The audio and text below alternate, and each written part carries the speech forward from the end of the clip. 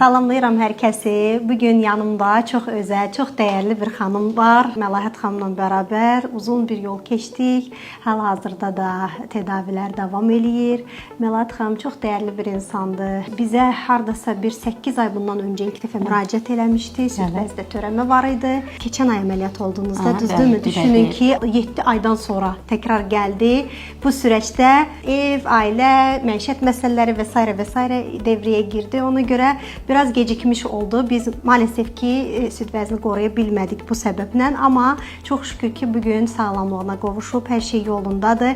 İndi o da qısaca öz fikirlərini desin. O qədər sizdən qidalandım, bəhrələndim ki, elə bildim bir anağa mən xəstə deyiləm. Bu gün də sizi görəndə özümü xəstə kimi görmürəm. Mən sizə təşəkkür edirəm, minnətdaram. Bütün qadınlara məsləhət görürəm ki, əgər hansısa bir problemlər varsa, mütləq müraciət etsinlər. Əminli Günür xanıma. Bunlar deməslər ki, həkimə gedərik, həkim bizə nəsə deyər, problem çətinləşər, bir şey olur. Tam tərsi, evdə elədiyiniz tədavilər sizi geri salır. Bu günə şükür. Bu günə şükür. Təşəkkür edirəm. Siz sağ olun, sağlıqlı günlər diləyirəm sizə, var olasınız. Nəinki həkim kimi, bacım kimi sizi görürəm. Siz mənim ürəyimsiz, canımsınız. Çox sağ olun, həmişə əziz olasınız. Minnətdaram sizə mən.